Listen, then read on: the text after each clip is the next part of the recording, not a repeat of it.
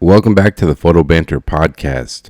I'm your host, Alex Gagne, and on today's podcast, I welcome photographer Josh Tejas. Josh is a photographer based in Los Angeles, California. I was actually lucky enough to meet him about 3 months ago when I was visiting LA. Really appreciate his work, so I was really excited to have him on the podcast and kind of hear more about his photography and his background, how he kind of got into the whole photography world. Josh is really talented. He's photographed everyone from Quentin Tarantino to David Lynch, countless actors, musicians, all different types of people. Just really amazing work he does. So like I said, I was really excited to have him on. So I hope you guys enjoy this one, and thanks so much for listening.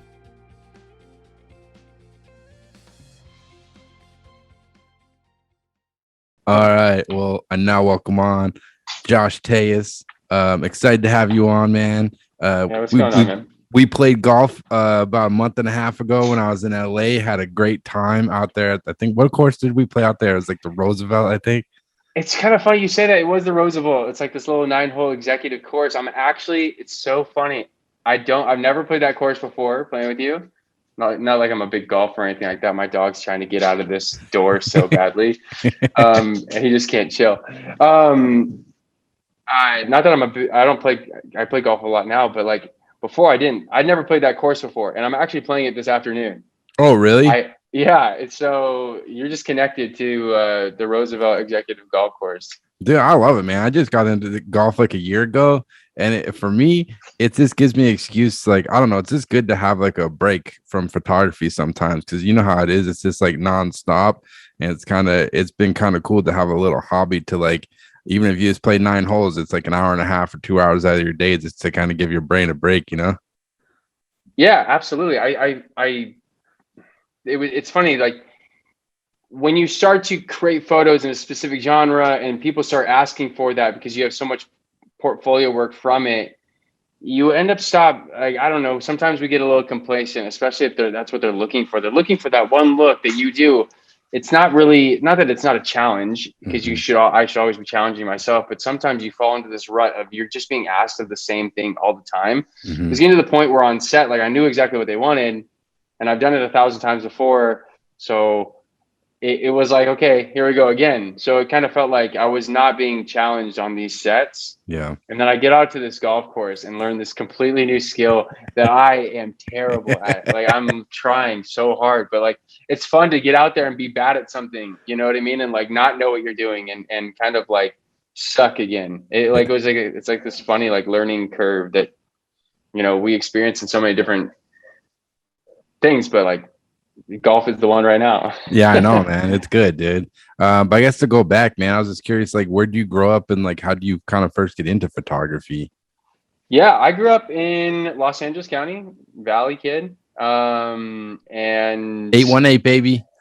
I was 6'6" but yeah, close. Just down the street. But yeah, I grew up out here. It's interesting to live in LA and have so many people that are like transplants from LA. You know, I don't feel like I meet many people that are like born and raised in Los Angeles. So, yeah.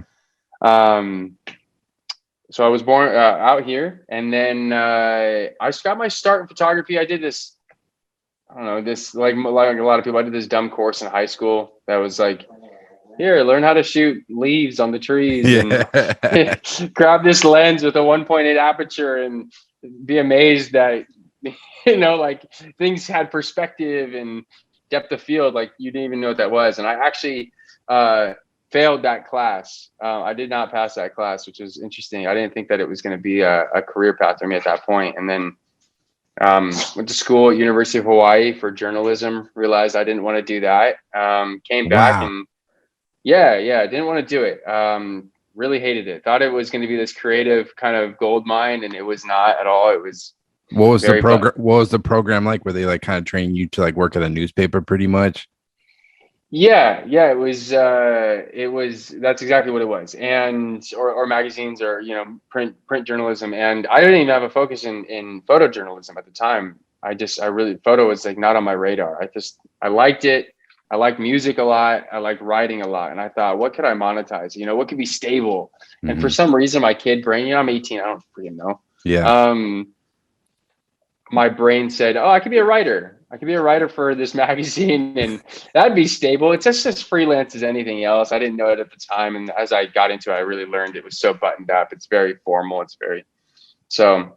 I did not pursue that. I came back to Los Angeles, and I kind of took this. I went to this local community college just for some art classes. And this photographer, this rock and roll music photographer named Joseph Yanis, shoots for Rolling Stone, Billboard, huge in the country scene now. Lives in Nashville now. Did this lecture, this little guest lecture. So I went, and it was the first time I realized that art was intentional. Like, I was looking through this fat book, man. It was so cool to see all this work. But I had seen these photos before. They were album covers. They were, promos. They were ads. They were all these things that I'd seen before, but never really realized when I looked at that album cover that it took a team of people to create that photo. Yeah. He was showing me that. So he, at the end of the interview, or at the end of the lecture, he was like, yo, if anybody wants to do an internship, like, let me know. Just send me an email. I'm kind of looking. And I sent him an email. He set me up with an interview. I thought it was going to be this big old fancy studio because my brain's like, the entertainment industry. It's going to be like, it's this huge thing. This guy's absolutely made it. You know what I mean? He shoots celebrities. And so I didn't know anything about this industry. I was such a kid, adolescent, man. I went and I bought this 3-piece suit from the fashion district in Los Angeles, like the thing. I thought, like, red carpet. My career's taking off, maybe. I'm doing it. I'm going to this interview at this famous photographer's studio. Oh man. And so I show up to his apartment in Glendale. It's an apartment in Glendale, California at 11 a.m. in this 3-piece suit. I walk up the stairs to this duplex, and he answers the door in his pajamas. And I was just like, oh, I'm so overdressed for this, man. I'm so overdressed. And he laughed. He just cracked up. And I sat on his couch in this 3-piece suit holding his little dog during this interview. And I got it. And then he took me under his wing and showed me a lot of the ropes. And yeah, it was, dude, that's so fun. Dude, honestly, I did the same thing the first time I ever went to like a big ad agency in Boston to show my book. I wore a suit because I was like, oh, it's like a professional place. You have to dress nice. And the lady's like, right? She's like, do you normally wear a suit? And I was like, fuck. I was like, I do not. I don't. I'm just trying to get my foot in the door. Yeah, I'm just learning this. And that's what it was too. And it was funny. I think he saw that too. I think he told me, like, because I knew you had the internship right after that, because, as kids or people growing up, like youth, like, we don't know. We're just learning, trying things out. So that's how it started. And then I moved to Boston for a little while, and I kind of shot and did a bunch of portfolio work, tried to find my style with what I had. And then I came back and I interned for Art Stryber for a little while, one of the many. What made you want to go to Boston? Because basically every photographer I know, everyone either wants to go to New York or LA. I live in Boston, but I don't think I've ever heard anyone like, you know what? I'm moving to Boston to start my photo career. Yeah, it's an interesting one. It was kind of just by, I guess, I don't know, I'm going to use this term and it's not going to make sense, I think. It's kind of by proxy, I guess. I've heard that before. It seems like it's right. I don't know.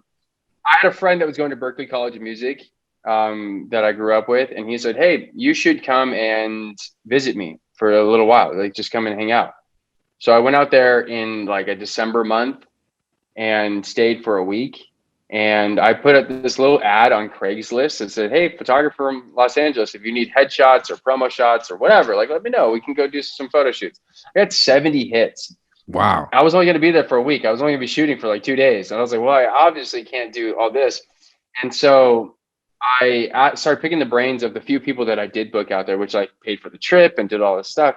I said, hey, like, why is it so popular? Why is this such an in-demand thing? He said, well, they really only fly people for these big schools in from New York, like twice a year to shoot any of the shit that they need. Yep. And it's wildly expensive. And at the time, I don't remember what I was charging, but I was like young, and I was charging, I think, like $250 maybe for like a little session. We walk around the city and take some photos, and then I give them whatever.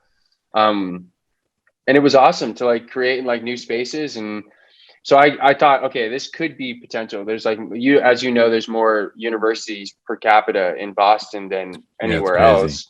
And there's like all these people are trying to do stuff. They're world renowned musicians, are on the brink of being world renowned musicians and dancers and actors and Scientists. engineers and Yeah. scientists. So they all need stuff. So I decided, okay, I'm going to move back and I'm going to share this room with my buddy that lived out there. And I did. And then I worked a ton. I met a lot of cool people, a lot of cool artists. One of my best friends, I lived in this house with 6 other dudes that were all from different walks of life. I lived with an Australian, a Costa Rican, Canadian. Where in Boston were you Canadians, guys? actually.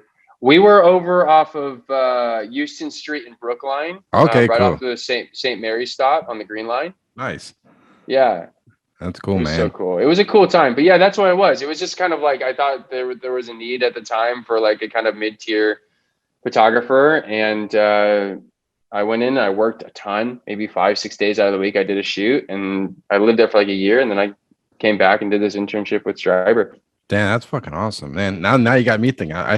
Because I mean I've lived here my whole life, but I walk past Berkeley all the time, but I just don't ever think about it. But there's like these incredibly musicians, and when you're just trying to like make new work or try something new, like there's these people that definitely want to collaborate with you. Because even now, like with your work, like do you find yourself doing test shoots and stuff just to try new stuff in your free time?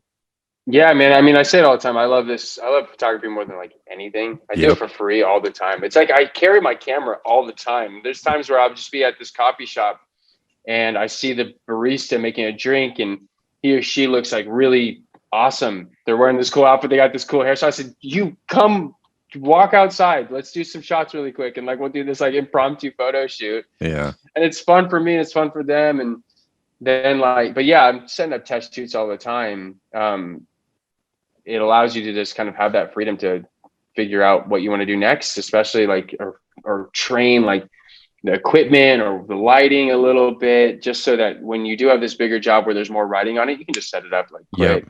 Yeah. But what was great about those, and granted, I know that we're like a little bit more further past that at this point, but it was great because I think, like I said, at the time I was charging like $250 for a photo shoot out there, and I did 5 of them, and I was like, okay, rent's paid.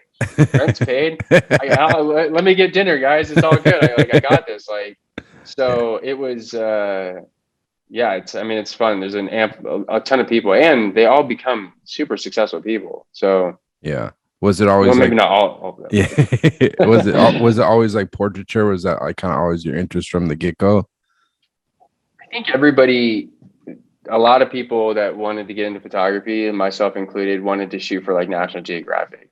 Yeah. I think that was everybody's like first, like, oh my gosh, like they're the most beautiful photos. You get to see these beautiful places. Like, and so I thought that, and I thought maybe if I had a journalism degree, I could shoot for them. And then I didn't realize until I like got out of it that they really only hire anthropology majors and like specific cultural studies majors. So like if they're going to do this photo assignment in like this rural town in Japan, they're going to want a Japanese culture or Japanese culture major that like understands culture and the language and then can take a photo as well. Like they're not going to, this kid from Los Angeles that doesn't know anything about the culture. I just want to take cool pictures.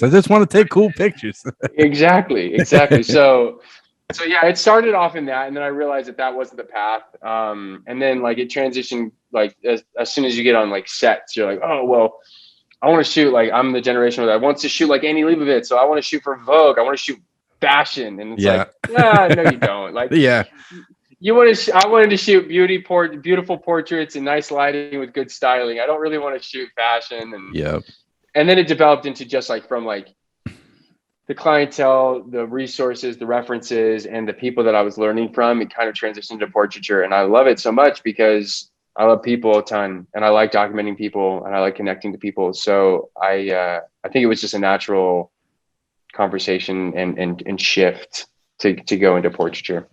Have you always been comfortable like dealing with people and like just talking to different types of people? Because as you know, as a photographer, on any given day, you can have someone who's an introvert or extrovert, and you got to be able to read the room. Is that something you feel like you've always just been kind of strong at, and being able to communicate your ideas to people, or take a while to get better at it, I guess? That's a good question. It's throwing me back to this dumb little project I did in like one of those little photo classes. You had to do it was like a concept. Like I didn't understand the idea of conceptual photography. Like growing up, it was like a switch that needed to switch on at some point. Yeah. But my concept was 2-minute portraits. And I had to ask them questions. In my head, I was like, this would be great to like work on the fly. I had to ask them questions, figure out some things about them, see what they were doing, and then create a portrait to try to capture that essence. Mm-hmm. Was like my first photo project that I remember doing. So it's funny that I chose that, and then I don't think that ever influenced like how I looked at things. Yeah.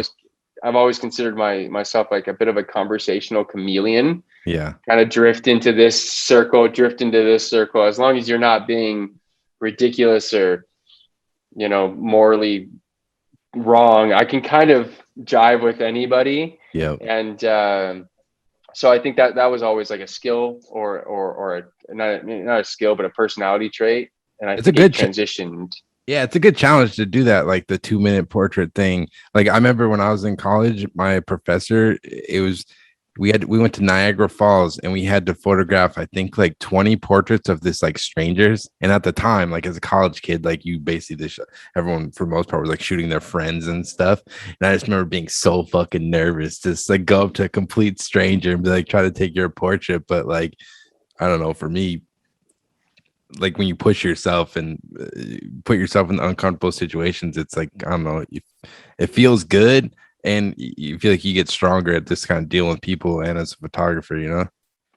What made you nervous about it though? Well, like what made you nervous about photographing? I don't know. I think because I was this kind of a quiet person and I was just kind of shy and just going up to a complete stranger on the street, like, I think I was just like, I don't want to piss them off. And like, I don't know, you just get nervous, there's, I don't know, at least for me back then, not so much anymore, but definitely still sometimes like I have to like work myself up to be like, oh, I have this portrait in my mind and I have to like go in there and try to explain it to this person of like what I want to do and hope they agree and want to be a part of it, Yeah, it's always interesting working with people like that or with people in general, because you never know how they're going to respond to it. But the biggest thing that I try to, and I'll tell you as well, is like, there's been this shift. It used to be an honor to have your portrait taken. You know what I mean? Yeah. It was an honor. Like for somebody to ask to take your portrait when it wasn't so common, like I'm sure people felt vulnerable at times, but what an honor, like to pick me out. And I view that when I ask somebody to take their portrait, I'm not saying that they should feel honored. I'm saying like, I don't want to take photos of everybody. If I see you and I want to take your photo, like it means that you're special. Yeah. It means that you are standing out. And so that paired with the fact, like when you take somebody's photo, like not to be like egocentric, because I hate ego, but like, it really is an honor for them to have their photo taken by you. You create beautiful images, you create beautiful portraits. So like, I don't know. I understand being nervous and whatever, but like, I hope that you don't have to trip over that speed bump of like fight back too much. I know publicists and things are going to do that, but like, it really is like you come up with beautiful portraits and you do like a really great thing for people. I think that they should be honored. Yeah, I appreciate it, man. And I guess like you mentioned, you ended up going to LA to intern with Stryber. How did that kind of happen? Man, life is so weird, and the industry gets smaller and smaller, and LA gets tinier and tinier as it goes. I was doing a project for that photo class. This is like a longer like version of this story. Mm-hmm. I was doing this project for that photo class when I was going to community college for those art classes like forever ago. And I'm taking photos. I don't even know what I'm doing, dude. I'm taking photos of this red balloon tied around the city. Like it's so like, I don't even know. Yeah. And I wish I could find those and just have them, but I don't have them anymore. And I wish I could, because it would make the story better. But I'm standing on this island in the middle of nothing, like in the middle of the street, and I'm taking photos of this balloon, and down comes this street like racing in this beat up truck with like grip gear hanging out of it and like C-stands mounted and all this stuff. This truck stops in the middle of the street, and this guy with crazy hair, he's like I don't even know. I don't know what he looks. I don't know. I can't. I know who he is, but I couldn't describe him at the time. He just had crazy hair. It looked psychotic. He points his camera at me, takes a photo, points his camera out of the window, and takes a photo of what I'm taking a photo of, which is this balloon. And he looks back at me and goes, "Dude, what the hell are you doing?" And I go, "What are you doing? You're stopped in traffic, like whatever." He goes, "We should shoot sometime," and throws his card out of the window. And I go, "What?" I go, "Okay." So I traffic goes, and I run out there and I grab this card, and all it says is Turgo. I knew that's who it's gonna be, Johnny Turgo. I've never met him, but he's like an LA legend, and I know the legend. The truck. Basically, you can explain it, but like from what I read, I think PDN did an article on it or somebody. He like built it out and had like lights and shit into the bed, right? Yeah. He was doing these street portraits for a while. I think it was on one of the late night talk shows. Did it I don't think it was Kimmel. It might have been though. It could have been like Seth Meyers or something. He was like on there, and he would drive around. He had a P50 Magnum dish in the back with a 7A head, or maybe with like a battery pack, like maybe one of those B2s or whatever they were, B3s, and it would just fire.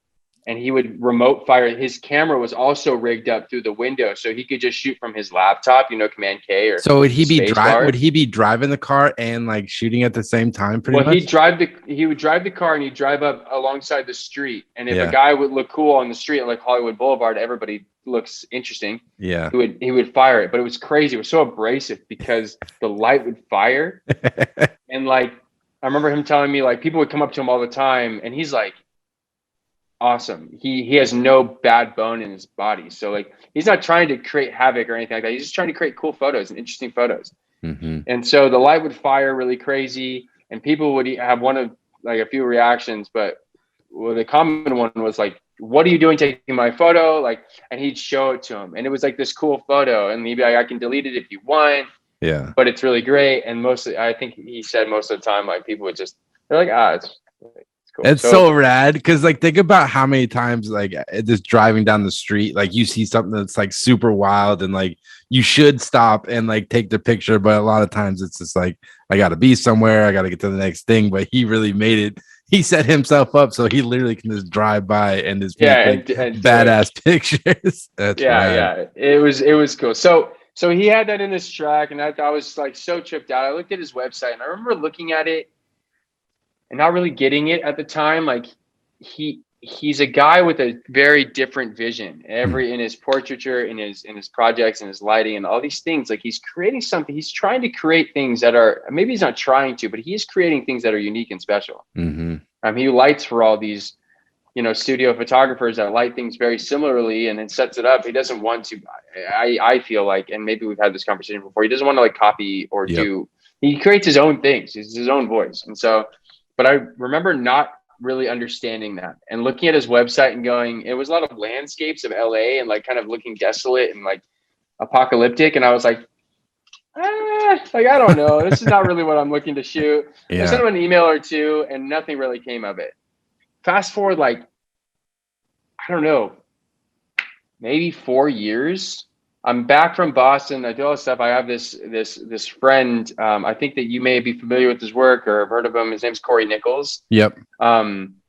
Super talented photographer. And it's somebody who taught me a lot. And I looked up to him and I said, "Hey man, like I want to intern for art. I kind of want to assist for Art Stryber. I've been assisting for Joseph and doing all this stuff. I said, I want to assist for Art Stryber. I saw this Duck Dynasty ensemble portrait. Oh, that was a good one where it was all camouflage and everything. Yeah, and like the set designer had camouflaged it, and it was like such an insane photo. I've never seen something like that before. And I said, "Dude, I want to assist for art." He goes, "I think I have a friend that assists for art a lot. Maybe I put you guys in contact or something." So I emailed like 5 variations of, Art Stryber Photography.com, like whatever, like just trying to figure out the email or whatever. Yeah, so I emailed, and I did that with a lot of people, but I did that with him, and I ended up guessing it on one of them. And I was like, "Hey, I would love to assist for you if you're ever interested. like let me know. I didn't know how to approach that cold. Yeah. But then he was like, hey, I don't really handle that, but my student, he got back to me on one of them, said, and of course, I'm sure that you have emailed Art or been in correspondence with Art. He responds like in 5 seconds. It's crazy, dude. It's amazing. It's inspirational, I guess. I don't know. You want to do it. Yeah. And so he responded almost immediately and was like, hey, I don't really handle that, but my studio manager Jody does. Mm-hmm. She'll set up an interview, or we have this internship project thing going on. You can talk with her about it. I didn't know anything about it. Mm-hmm. So then I remembered Corey saying that his buddy assisted for Art a lot, and maybe I could call him and talk to him, pick his brain or whatever. And he goes, his name's Johnny Turgo. And my head went, wow, that looks like, that sounds familiar, but I don't think I know that because it's been like 4 years. Yeah. And so I look at the website and I'm looking at this and going, I've seen this before. The landing page was the same. And I was like, I've seen this before. And it clicks in my head. And I was like, oh my God, this is him. This is the guy. This is the crazy man that stopped in the middle of traffic and took photos of me. Like, this is crazy. So I reached out to Corey. I said, you'll never believe this. I tell him the story. He puts me in contact. I say, Johnny, I don't know if you remember this. He goes, absolutely, I remember this. That's crazy. Feel free to use me as a reference. Mm-hmm. I ended up getting the internship because I solely believe because of Johnny Turgo's reference, because he's assisted Art on like 600 jobs. Yeah, he's his right hand man. Like he does all that. Yeah. So I ended up getting this internship, and it was funny because I had never really formally met Johnny Turgo, and we were on a set during the internship, like 3 or 4 shoots in. I'm already established as this intern, and I walk up and I go, Johnny, I see him on the call sheet. I said, I want to introduce myself, and Art's standing there, and he goes, wait a second, like you were the reference. Like, what is this? And I go, okay, I got to tell you this story. And then it ends up being the story I just told you. Yeah. And he's like laughing and cracking up. But it happens similar like that to a lot of people. I know that Christopher Patey kind of got into it in a similar world from Johnny Turgo. Like he was assisting on a job that Chris was in or something like that. It's your first lesson in how small the photo world is. Like everyone's kind of interconnected pretty much. It's like 2 degrees of separation, and the 1 degree is Johnny Turgo. Yeah, definitely. Yeah, for sure. So when you started interning, like what kind of stuff did Art have you do, and like how was that kind of experience? Yeah, man, like it's a huge lesson in ego and like not having an ego. Because I did the interview for the internship, and I met with the powerhouse that is Elaine Brown. Yep. Incredible. Super amazing producer and photo, like I don't know, she's a jack of so many trades. Yep. And I met with Jody, his studio manager at the time, and they kind of told me in the first interview that I'd be running and getting copies and grabbing lunch and doing mail drops and like all that stuff, and like maybe if there's a shoot, like I'll be able to be on it, but I'm really just going to be like the intern, And I was like, I don't want to do that. I've already done that. Yeah. My head was like, I don't want to do that. That's not what I'm looking for. I'll just in my head, like I left and going, I'm not going to take this. The second interview was with Art and Elaine and Jody. And the way he described it was a completely different tone. I could see the energy. I wanted to take that second interview because I wanted to meet him so badly. Mm-hmm. And I could see the energy shift. And it was like, you're going to learn so much. You're going to learn so much. We're going to get you all the experience like we can. Obviously you need to initiate on your own and do this stuff, but like we have this like 30-year lineage of interns and assistants, and we become this family and like all that stuff. And when you described that, I was like, I'm all in. Yeah. But I almost said no to it. I literally took that second interview to tell him like, hey, I respect you. I love your work. I'm excited. I'm not really interested in being like the intern, but like, and then I took it. And it was the best experience of my life. What he had me doing in the beginning, I'm sure that they might not remember, but I remember vividly. I'm the worst office intern on the planet. I don't remember doing any work. I should have. That's not good on my part. I probably should be admitting that. But I don't remember doing anything in that office. Like I remember like they had things for me to do, and I like don't operate like that. And I feel bad. Like I feel a little guilty every once in a while. Organizations, I used to do a ton of cover tears. Like we'd take like the work that he shot, put it in a binder. I'm sure you saw all of his binders of Yep. It's reference crazy. imagery. It's crazy. Like the gear garage with everything's like got labels, and it's an operation. It's incredible. It was really intimidating because I don't work like that. No. I don't work like that at all. So, which explains why I wasn't like a really good in the office intern. Mm-hmm. But it happened that Art was shooting a ton of editorials that year and a few ad things, and I got to be on a lot of them because there were a lot of like LA based things. So I got to be on set learning how to, wrap stingers and pretend like I was understanding what they were saying when they wanted me to turn the light up a third. Yep. And because it didn't make sense to me because Pro Photo at the time was on a scale from 1 to 10. And they're like, can you turn up a third? I'm like, that doesn't make sense. What's a third of 10? Get the like, Cardellini clamp. Yeah, like I didn't understand it, but it was cool. So it was like a mixture between like busy office work, labeling. So like, I'm sure it's been done 5 times, 6 times over now, but like ironing on the tape, his green iconic tape onto the bags and really just learning from how he was talking, speaking with clients, speaking with subjects, and how Elaine was speaking, and it was. I mean, it's been the most fruitful, fulfilling. That internship has led to so many things, and did you end up assisting for a while, like after the internship, or not really? I mean, I did. I wanted to a lot. I wanted to assist. And I mean, I would still assist him, like the reality was that like I assisted on a couple jobs, mm-hmm. And then I started getting booked on shoots. Oh, wow. Through this other venture, like through the experience with Joseph and the people I had met, the networking I had done there, and his generosity kind of put me up for a couple jobs. And there was this food magazine that we kind of started that we were doing a lot of work there. So it just ended up being that like I wasn't available Elaine hit me up a few times and I was like, hey, I'm so sorry I'm booked. Mm-hmm. So sorry I'm booked. And when that happens, they have such, I mean, she would, if I reached out and was like, hey, I would like to, like I have all this time, she would take it into consideration, but they had so many shoots going on. They have such a big pool of people. Why do you don't need to reach out to one person. You're already moving along in your own career and shooting, man. That's awesome. So it sounds like you kind of hit the ground running pretty quick then, this kind of shooting, because I know it's different for everyone. Like I know I assisted for probably like 6-7 years before I really started doing jobs and stuff. And some people go straight to shooting, but everyone's story is different. But because like, who were some of the first clients you started working with? Like, what are kind of some of your first assignments you remember getting when you kind of started shooting jobs? My first, I would say like the first client that I had in this world, because I don't know if we've all done it, but I know a lot of people have started this way to shoot weddings and things like that. But really the first client that I can think of off the top of my head, I'm sure that I'm wrong, but was Pandora Radio. Wow. Yeah, I got brought in. Joseph was shooting a lot of stuff for AOL Music and Rolling Stone, and a couple of the people that worked at AOL Music that went to Rolling Stone, then went to Pandora Radio, a guy named Mike Spinella. And there's a shoot that he couldn't do. And he said, hey, it's in San Diego. It's not much money, but if you want to go and do it, they'd love to have you.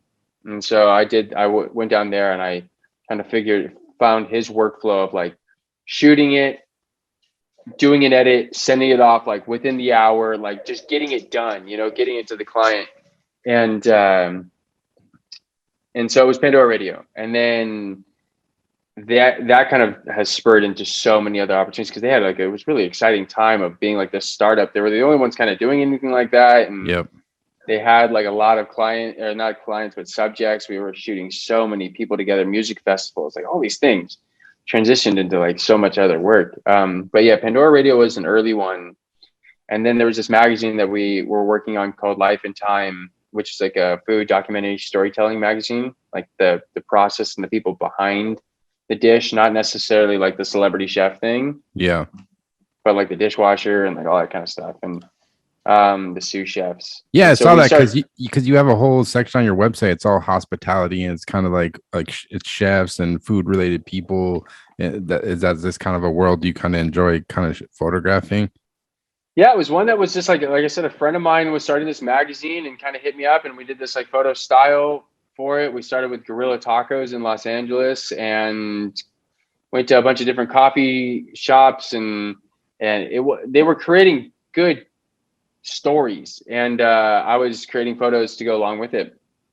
And so then it just kind of became this like kind of like cult following in Los Angeles, in that kind of chef's table hipster like world, I guess. Yeah, And it ended up transitioning into people like in the industry really liking that work. They liked the life and time look, or the life and time story that they were telling. So we got to work with a lot of them. They ended up starting this creative agency, so we started doing bigger projects with them, and it transitioned into every once in a while doing like this thing with like Curtis Stone or whatever. And so they all started to morph together, because I did a shoot with iHeartRadio once with like Ryan Seacrest, and there was like a celebrity there, and we used that to pitch to celebrity chef like Curtis Stone, and then the Curtis Stone kind of led to like Wolfgang Puck, and then Wolfgang Puck kind of led to this other like Migos or something like that, because yeah, they saw yeah. that you're working with all It's these like a people, and building like block.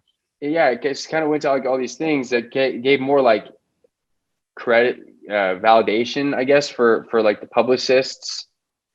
And I didn't know anything about this world at the time. We are just kind of like, yeah, we'll shoot it. We'll go. We'll do it. Well, it'll be awesome. It'll be totally fun. We'll create some cool stuff. And so the hospitality stuff is, for a long time, what I thought was just like, this just pays the bills. mm-hmm. The restaurant stuff was kind of self-sustaining. The hotel things were coming in, like documenting that kind of stuff kind of just paid the bills, and it was consistent, and it was just coming through. And it still comes through pretty frequently, but like, I didn't realize that was actually going to develop into more of like the passion. Yeah, Like I love creating portraiture, and I think it's beautiful. I think it's amazing, but like photographing people that really work hard, not saying that they don't, but like farmers and things like that. I don't know if you've seen Joey L. Are you familiar with the photographer Joey oh L? yeah, of course. Joey L did that project, that like 16 country project with farmers. Yep. That guy goes, Man, he goes big, man. He goes big. yeah, it was unbelievable. It was so beautiful. But like, that's the stuff where like people that like, despite hard labor and circumstances, seem to like be thankful and appreciate. They work really hard and they appreciate what they have, and they're smiling in these photos, and you're like, wow. Yeah. But yeah, so it kind of goes into two forms: portraiture. Do you feel like hospitality. when you start like photographing celebrities, because you photographed a lot of well-known people, do you feel like you start to get put in a box by editors like, oh, this guy only shoots celebrities and it's harder to get those jobs like shooting farmers or these other people? Or like, what's your kind of take? Because like, it seems like a lot of times editors want to put you in a box, but as a photographer, like, you like shooting all types of things. But I don't know. Yeah, it's a good question. I think it weirdly crosses over well for these two. I don't diversify too much. Mm-hmm. Like everybody else, like we can shoot whatever. We can figure it out. We got crews that will help us. Yeah. We can shoot it. Maybe not anything. Like, I don't know how Tim Tatter does anything that he ever does. Yeah. It's so beautiful. But yeah, we can. So I don't diversify too far. It kind of goes into the hospitality and the celebrity stuff. Yeah. They don't really cross over that much until they're trying to sell this farm, saying, hey, we have this celebrity photographer. They almost use it as clout, which is weird to me, because it's completely different. But like, so that's all the time. Like, for whatever reason, people see like that photo of like George Clooney, and they think that I can like photograph pancakes or something like that. They're like, oh, like, he's photographed this guy. He's photographed this guy. It's like, yeah, but we're shooting peaches in a farm. It's not the same thing. Yeah. But luckily, it helps and doesn't negate from it as much. I don't think, maybe it does, but I don't hear those interactions. I don't hear people going, hey, like, we're not really looking for a studio celebrity photographer. Because I send them usually like a mood board. I kind of almost send them a treatment before a treatment. I just say, hey, like, I've shot all this stuff. This is the direction I'd like to take this in. Boom, here it is. And then they look at the website, or they look at the Instagram, and they go, oh, you also shoot fucking This person? Mm-hmm. I don't know if I can swear. No, you can say whatever the fuck you want, man. Okay, cool. I probably have already been doing it, but then it just hit me. I went, oh shit. That's all good. But yeah, so I don't think it negates it too much. But I'm also working with like, I don't know. I'm 28. How old are you? 36. 36. So I'm 28. So we're working with this generation of people that like are newer, like there's a different way of things being done right now. You definitely have your classics. Whoop, I lost you. There we go. Good? Yeah, I can hear you. Okay, cool. You definitely get like these kind of like staple figureheads at like studios and stuff that are still doing it. Like they learn from their success, they're doing it the traditional way, but like we're in this kind of weird Wild West of like, we're getting hired for a ton of different projects, through different avenues. The people are having different conversations. There's a lot less information out there or different information out there. The asks are different, like social media stuff. Yeah. I think at that point, when it gets so convoluted, people don't really see like, oh, he only shoots this or he only shoots that. I think everybody's like, the younger mentality is that, not the younger mentality, the current mentality is that like people want to work with people that they want to work with, that they like, and they're going to hit you up and be like, yo, can you do this? Like, yeah, it's all kind of like most of the jobs I get is just based on like relationships I have, and it's that trust people have in you. Like I worked with editors that were at one magazine at one point that was like shooting food, and now they're working at like some technology magazine. It's completely different, but they still hire you because they have that trust in you, I guess, Yeah, I appreciate that loyalty so much. Not even a loyalty, or it's considered loyalty. Definitely. Loyalty, trust, like it's so great because we don't know where that next job's going to come from. Yeah. And I don't know about you. I don't do traditional marketing. It's not because I don't want to. It's because my brain doesn't work like that until I bring on people that can kind of do that. And I'm like, in the works with that.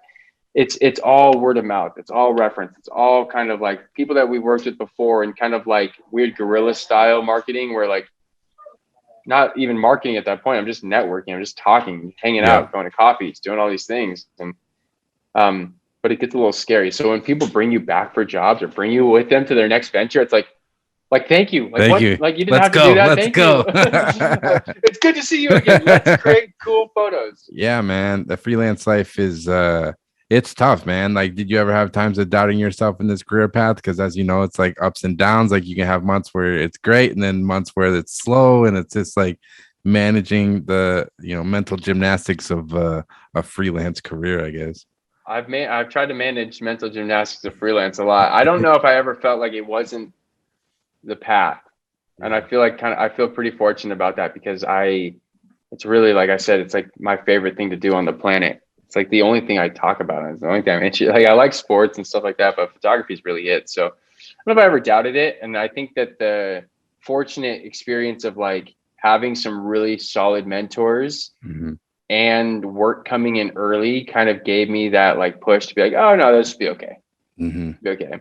It was bizarre. I mean, obviously everybody's last year was so crazy, and trying to take away things from it and figure out what I want to bring with me from what I learned during that I want to bring with me, and the trends that I want to leave back in 2019, the workflows, the hustle, that kind of stuff, like not the hustle, but like the constant grind. Like there's like so many little things, but like, it was interesting to go through like 2018, 2019 and see this progression and see this like where it's building to and like the work paying off.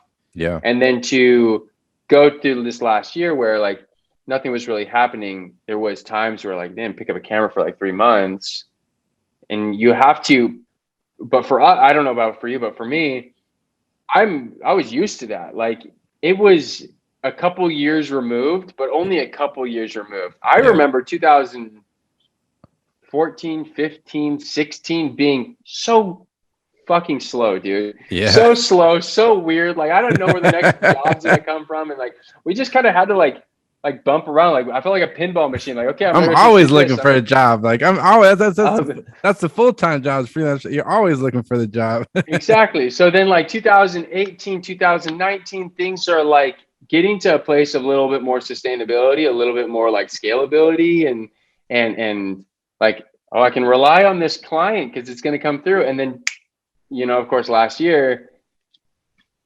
But it was great. I felt fortunate that like I got to revert back to like 2017. Like, all right, we're back in like survival mode. It's okay, but like it's not too far removed. I can imagine if I was like 15 years deep into this, and relying on that kind of stuff, and it's like, oh, I don't even remember what it's like to like not work. Yeah, I remember. Yeah, It was a very familiar feeling. So yeah, no, it was a wild year, but it seems like, man, you've been having some badass projects. I don't know if we can talk about it, but you photographed Metallica recently.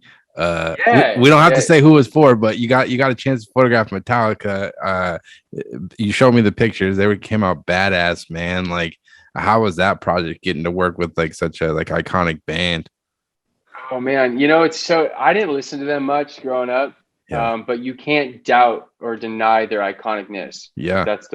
If that's the correct way to say that. Yeah. You see their logo, you've seen their logo forever. You've heard all their hits and all these things. And it's interesting. It's always interesting to work with somebody at that, like, that's been doing it at the top of their game for like decades. Yeah. And then to realize, like, I don't know, it was interesting. It was cool. It was an honor. Yeah. How do you approach a shoot like that with a band who's been photographed a million times? And I would imagine some of them probably big personalities, maybe not. Like, going into that shoot, like, how do you approach it, being they've been photographed so many times, I guess? Yeah, that's a good question. I don't. They're all different, But specifically for that shoot, I remember thinking and looking at. I always look at existing imagery of them because I don't want to create something that's already been created with them. I don't want to do the same thing, even though sometimes you end up doing something similar anyway, and you're always going to have your own spin on it. I don't want to, like, if they've been photographed in this like zoom spot circle before together like this, like, I don't want to do that same shot, And sometimes it just crosses. Sometimes the ideas cross. So yeah, I remember, I know this is like a tangent a little bit, but I remember photographing David Lynch for the first time they were like, hey, we can shoot in his kitchen at this like little side house on his property. I was like, oh, that sounds awesome. And I looked at all this existing imagery, and somebody who photographed him so beautifully, so well, was Austin Hargrave. Yeah. Maybe like a year, I don't even know, maybe even longer than before I did. And I walk into this kitchen, and it's exactly where he shot him. And it's tiny. Yep. And I was like, oh no, like, I don't want to recreate the same stuff, but those photos are ingrained in my brain. Like, I remember, like, I know exactly where he shot this, the angle, and how he got that. Like, I didn't know what it was before, but now I see it. I'm like, oh wow. Yeah. So like, trying to create your own version of it is what is really trying to create my own version of it is what I'm trying to do. But then at the same time, I'm not trying to do anything. I don't want to make these people do, especially a band that's been photographed 40 years. I don't want to make them do anything crazy. I don't want them to have to jump through hoops, and sometimes you don't have the resource or like the time to like do pyro or something like that. So like, I don't want to make them do like this crazy stuff. So sometimes, and with this one, I thought, okay, the simpler, the better. Make them really nice, clean portraits of who they are now at this age, because there's only one person that I think I've seen photograph. The research I did, I could only find one person, and it was sent over to me by my buddy Drew Garion. Peter Yang photographed James Hetfield and the band a few seemingly, like, it looks like 5-6 years ago, and he created these really beautiful studio portraits of them. But other than that, like, it was all like stuff from like the 80s, the 90s. And that's a different time. That's a different style. So I was like, I wasn't really worried about recreating stuff that had been done, and I wasn't nervous about creating studio portraits that they've already sat through a time. Like, they've done this before, but like, I knew that what I was going to create with them was going to be a little bit different. And I really wanted to photograph them. It was so great. Dude, I'm so thankful for that shoot. It was so cool. Yeah, you got a lot of stuff out of it, because you sent me some of it, and you did a lot of different setups and the group shots, and it seemed like a pretty successful shoot, and what you came and walked away with.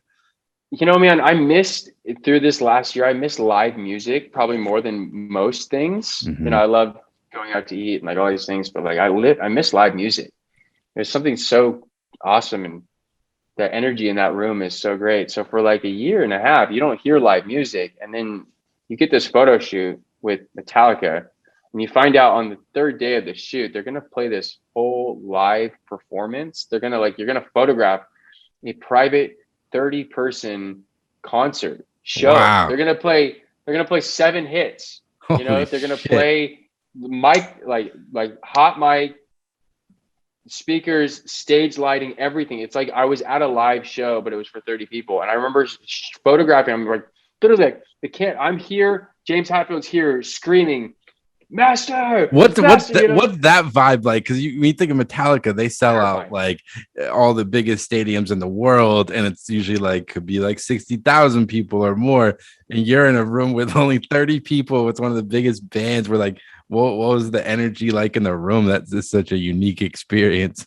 I like have goosebumps thinking about it, man, because it's like it's an honor. You know what I mean? It's such an honor. And the fact that I was missing live music so much, this is the first music I got to see in a year and a half. I like sat there and like everybody that was looking there, the crew and like the other people, the client, and so like we're looking at each other with just like gratefulness, like where Yeah. we're at. Like this is so one, it's cool to see them do that anyway. It would have been cool at any time, but like especially in this world. And like it was like, I don't know, I was just grateful. So we got to shoot them like super up close. It was terrifying to hear him yell like that because they're insane and they're intense. And then like my dream for a long time was to photograph a band directly after they get off stage. I want them hot and bothered. I want Sweating, them all that. Yeah. sweating. Like I want to see that you just put in this work, because something that I always feel like we get with actors and musicians and stuff like that is that Hair, makeup, everything well, styled. hair, makeup, everything's styled, but then like they're different than who they are when they perform. Hmm. You know, they don't turn in, they're just like who they are when they perform is not who they are like on camera. Sometimes they're a lot more buttoned up and like The I just adrenaline's saw not you, going. Yeah. yeah, I just saw you lose your mind for like an hour and a half. Can we like get some of that back here? So I Yeah. wanted that. So we had them walk straight over to the set from there. We got to get like a little bit of sweat, a little bit of craziness and for the That's shot. awesome. How and like getting like being able to photograph one person is hard enough, but like photographing groups and like getting everyone's attention, like how do you approach group shots? Because I feel like if you can shoot groups well, you can shoot anything, because it's like a very challenging thing to do is to shoot a group of people, you know? Yeah, that's it's an interesting angle. I don't know if I always shoot groups really well. Yeah. I try. Yep. For that one, it was a very interesting. You know, you have these experiences on some shoots, so you go, okay, I'm now adopting that and I'm implementing that on every shoot that I have going forward. Mm-hmm. And as much as you want to do that, like obviously it's not very, you know, realistic to think about that, or to be able to apply that. But what happened on this shoot was something that I would love to apply going forward, in that I got to shoot them all singles first Yeah. on different days. Like my dog is losing his mind. It's all Um, right. so I got to shoot them all singles first on different days. I got to shoot, you know, uh, Kirk and now I'm gonna forget his It's all name. right. Yeah. I got to shoot guitars and the bassist on separate days, and they did these little things personally by themselves when we only had our space. Kirk was like putting his pick on like his lip and like flipping it through his fingers. Hmm. And then when James Hetfield came up, he was doing this thing with his like knuckles and like this stuff. And then Lars came up and he was as cool as a cucumber. You know what I mean? Like they were all doing their own little things. That's And awesome. so when we got to the group shot, I got to say, okay, guys, you all did this individually. I want all of that. I want those personalities to come through in this group shot. So James, I'm going to have you do this again. Kirk, I'm going to have you do this. Lars, just hang out, you know. And so I think it's Rob. Yeah. Rob, I'm gonna have you kind of do like he was like getting into it like this, like going crazy. And so like I was like, let's get a little bit of that individuality into this group shot. I think it's gonna make it stronger. And so we did. And then like I don't know, the key for it, group shots, I guess the biggest thing, especially in the studio, is just shoot at F8 or F11. Yeah, You know? get everything sharp. Get everything in focus. So Yeah. so yeah, I mean, shooting groups can be difficult. But I think if you can confidently tell them what you're looking for, and I shoot really quickly. Mhm. I sometimes I get a little nervous about it because I don't shoot as many frames as other people, or But if I start to see, there's a look in people's eyes and they don't want to do this anymore. They don't want to do this anymore. So anything I create after this is going to be a shell of what we could have created minutes before. Definitely. And I call it, unless we really need to get something specific, like if it's like a big ad thing and it's not really revolved around portraiture, we have to be like, okay, we got to do that one more time just to get this perfect, thing. If it's like a portraiture thing and I realize that we're not going to get anything worthwhile after, might as well stop. Yeah. All right, guys, thank you so much for your time. I really appreciate you that. We got plenty of great things. Thanks for showing I always hit them too. I always tell them I don't want them to perform for me, really. I want them to be themselves. I'm a selfish photographer. I'm not really a director. I'm a documenter. So I want them to, I'm selfish. I want to be surprised by what I get too. Like I set up all this light. Now give me something that I don't know what's going to happen here.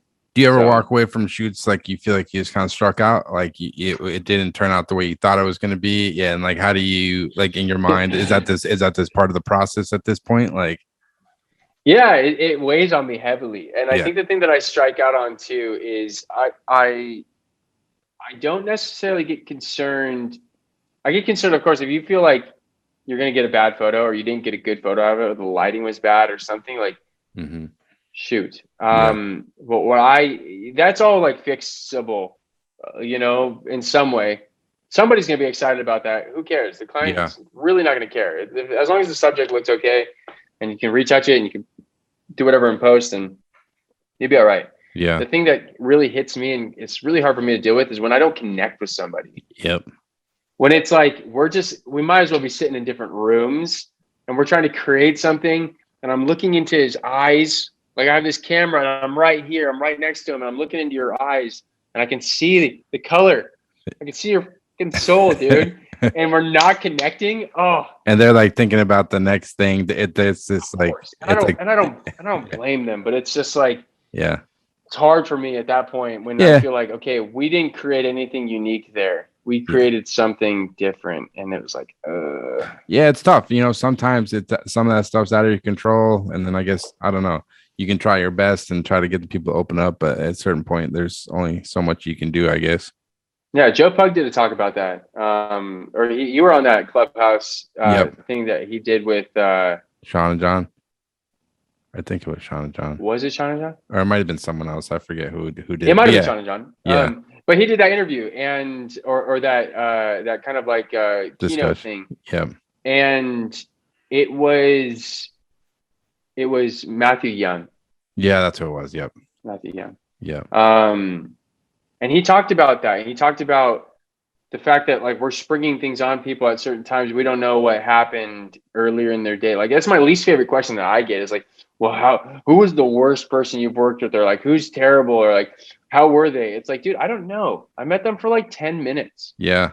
I have this kind of phrase where it's like, at least we both know we exist. You know what I mean? Like that's all it is. Like for the most part, sometimes you get to like work with people repeatedly and like all that stuff, but like for the most part, we know each other exists now. Like that's kind of cool. It humanizes. Like how were they? It's like they were human. They might have been having a bad day. They may have like, who knows what happened. Yeah. So, you can build up in your mind like how a shoot's gonna go or how this person's gonna be. But like you said, at the end of the day, everyone's human and they could be having a bad day or they're in a rush to the next thing. And like you're gonna get what you're gonna get and you're gonna try your best, light it as well as you can, and hopefully have a connection. But it's just sometimes it's like baseball. Sometimes you get a home run, sometimes you get a single, and sometimes you strike out, man. That's just the breaks, I think. I feel you. Absolutely. I couldn't agree with that more, man. It's tough for sure. And it's like something that you want every photo that you create to be the best photo that you've ever created. And sometimes it doesn't call for that. Sometimes you're just doing a job. Yeah. Sometimes you have to take a portrait for this magazine and it's just going to be on white and it's not going to be interesting, but like it did the job and the client's happy and the people look good and it doesn't matter. And I guess like what's kind of got you excited about photography these days? Or is there like anything that's kind of got you sparked right now that you're working on, or anything you're hoping to work on, or what's kind of brewing for you?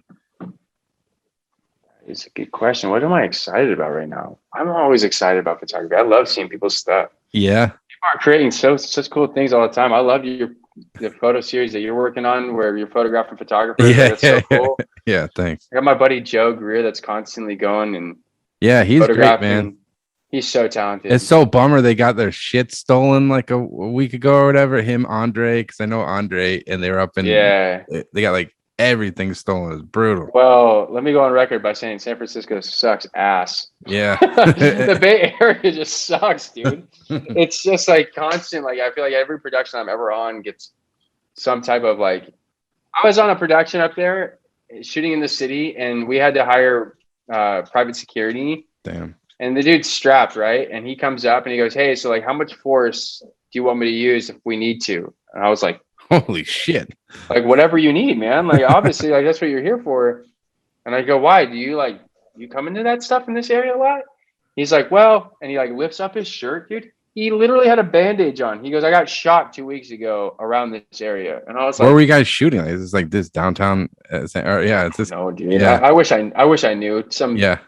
Coffee shop. Yeah, that's what I was like. Yeah, it's brutal, man. Like, fuck San Francisco, dude. And then they go up there to create this kind of awesome thing for a bunch of people, and their stuff gets on. Unfortunately, I think that's like a weird, an unfortunate kind of like downfall of like the time that we're also in. Like, they have this huge reach and they have this whole thing. Mm-hmm. If it was, I would imagine that they were probably being followed. Yeah, that's what I thought too, because they were like, we're talking about 3 photographers. They all have a big social media following, and they were kind of posting on social media. It kind of came to my mind too, like that someone could kind of figure out where they were and figure out where their stuff was. Which they is see them, and they're constantly strapped with Leicas and computers, and their BTS shots are like extravagant. And all of a sudden they get out of the car and they said it was like for 5 minutes, and I was like, well, if it was for 5 minutes, I'm sure that person was probably following you for a few more than 5 minutes. Yeah. Unfortunately, that does suck, man. I really hate it. But all that to say, Joe, I mean, all those guys. Great but my buddy photographers. Joe, like, I'm excited about what Joe's doing. I'm always excited about what Joey L is doing. I think that he's creating the most beautiful cinematic portraits of people that like are in strife. Mm-hmm. He's making them look like fucking superheroes, dude. He's it's that thing where we always say, like, why do we pay actors so much when like teachers are doing the work? Mm-hmm. You know, like, it's like I have a similar mindset on that. Like, we're making these people that, like, granted, I know that they work hard. I know that they have a skill. I know that they have these things, but like, Joey is putting that most beautiful light on the people that live in the hardest times and the hardest struggles and like really work for a living. So and they're doing the jobs that are really important. It's like, yeah, I love going to the movies or listening to music, but like the stuff he's doing, like farmers, it's like they're doing all the hard work so that when you go to the grocery store, you can buy the food that you actually need to survive, you know. And it's he's making them look like rock stars. Yeah, he's making them look like movie stars, dude. It's fucking awesome. I think it's really good. I think it's really noble. Yeah. So I'm always excited about what he's creating. I think he's always trying to tell a really good story. Mm-hmm. I don't know, man. I'm excited about a lot of things. In my own thing, I'm like in this process of scaling and bringing on, like, I think that our generation has always been like, if you started past 2008 in photography, you didn't really have any budget. So you're kind of making do with what you have. Yep. And I'm like constantly trying to, at this point, I'm really excited about the idea of like, not just working with what you have, but working with what is appropriate for each job. Like, if this is going to make it better, or this person's going to make it better, or this piece of equipment's going to make it better, get it. Yeah. Like, do it. Let's make it bigger. Let's make it better so that we can make these better images. And is that you kind of pushing the client to, you know, asking for more money, or kind of putting the money out of your own pocket sometimes to just kind of push your work up? It's just kind of totally depends. Yeah. I mean, I'll be completely honest. When I shot, like, I always use this example of the Arrested Development. I shot the Arrested Development cast for Deadline. Yep. And at the time, I think I made $500 total on that shoot. And I spent, including so I spent $3,000 on production for that, through assistants and Schmidleys and gear and equipment and flooring. Yep. And all that stuff. And so out of pocket was like $2,500 to create this photo that I knew that the client, obviously the client wasn't, it's an editorial. They're not going to like spur of the moment, like put all this funds, but I knew that I'm hoping to balance that, as I don't want to just be dishing out thousands of dollars to create these photos. I do want to have a balance of like, okay, let's work with what we have, but like, let's supplement and get a little bit more big.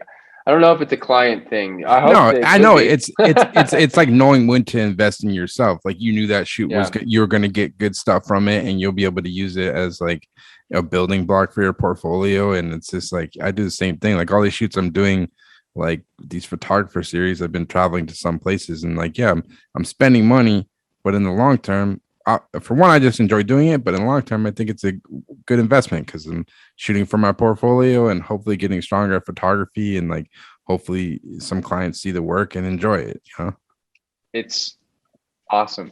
Yeah. Can you tell me about the guy?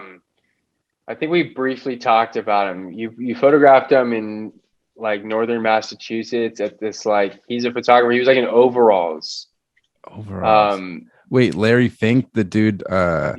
That was in Pennsylvania. Yeah, he's just like one of my favorite photographers. Badass dude. Like just shoots black and white. And he lives on this farm out in Pennsylvania. It's just like I lost my mind when I saw those portraits. Yeah, man. They're so beautiful, dude. They're so well. He's a character anyway, but you captured him well, man. I really loved him. I was a huge fan of those. Yeah, thanks, man. But yeah, this goes back to that. This kind of investing in yourself in this.